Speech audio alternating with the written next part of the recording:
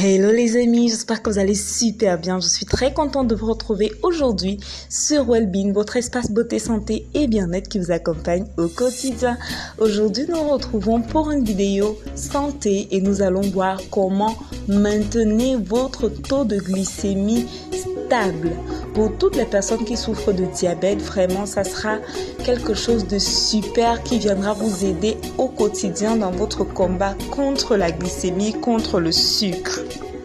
Mais avant, si vous n'êtes pas encore abonné à la chaîne, je vous invite à le faire en cliquant sur s'abonner en français, subscribe en anglais. Activez aussi la cloche de notification pour être informé à chaque fois que nous publions de nouvelles vidéos. Alors, comme à l'introduction, je l'annonçais, nous allons parler aujourd'hui d'un aliment qui viendra changer votre vie. Et il s'agit du chou. Du chou de toutes les variétés, que ce soit le chou blanc, le chou rouge ou toutes les autres variétés occidentales.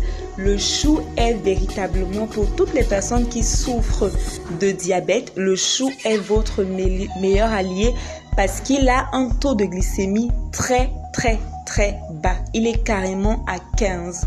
Et pour toutes les personnes qui souffrent de diabète, c'est véritablement un combat pour vous au quotidien que de garder votre taux de glycémie stable, de contrôler tous les aliments que vous mangez, tous les boissons que vous buvez pour pouvoir éviter au maximum ce qui viendra élever votre taux de sucre.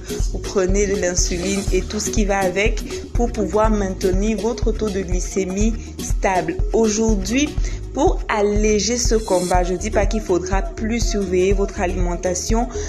Vous savez combien c'est difficile parce que même les aliments basiques que vous pourriez consommer, vous ne pouvez pas simplement à cause du sucre.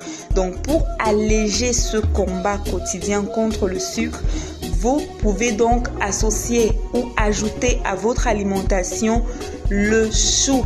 Le chou, comme je l'ai dit, quelle qu'en soit la variété. En ce qui concerne le chou, comme je l'indiquais, il a un taux de glycémie très bas, mais ce n'est pas le seul atout. Les fibres contenues dans les choux sont les éléments qui agissent sur votre taux de glycémie. Et ces fibres-là ralentissent la digestion. Si vous avez remarqué, quand vous mangez les choux, votre digestion est beaucoup plus lente. Certaines personnes même ont des ballonnements parce que le chou ralentit la digestion. Et forcément, lorsque la digestion est ralentie, l'absorption du sucre dans le sang est par conséquent ralentie. Ce qui fait en sorte que les aliments que vous avez pu manger qui ont le sucre, cette absorption-là est ralentie par les fibres contenues dans le chou. Donc, en intégrant le chou dans votre consommation, vous pourrez donc ainsi réduire considérablement l'absorption du sucre dans votre sang et forcément réduire ainsi votre taux de glycémie au quotidien. Le combat contre le sucre au quotidien, car premièrement, le chou a un taux de glycémie très bas. Donc, si vous le consommez, vous risquez pas d'avoir une hausse de taux de glycémie. Et deuxièmement, les fibres contenues dans le chou ralentissent l'absorption du sucre dans le sang, ralentit la digestion et forcément l'absorption du sucre dans le sang. Donc, pour garder un taux de glycémie stable, vous devez simplement intégrer le chou dans votre alimentation au quotidien.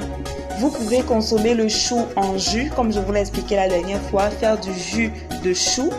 Vous pouvez également le consommer en l'associant à vos salades. Vous pouvez également consommer le chou cuit. Donc, vous le faites blanchir, vous pouvez le sauter, vous pouvez l'associer à d'autres repas, les pommes ou autres. Mais quel qu'en soit le cas, en associant le chou à votre alimentation, vous permettrez à votre organisme de conserver un taux de glycémie stable. Donc voilà, c'est ce que je voulais partager avec vous aujourd'hui. C'est tout pour cette vidéo. J'espère que vous avez aimé. Si c'est le cas, likez, dites-moi en commentaire ce que vous en pensez.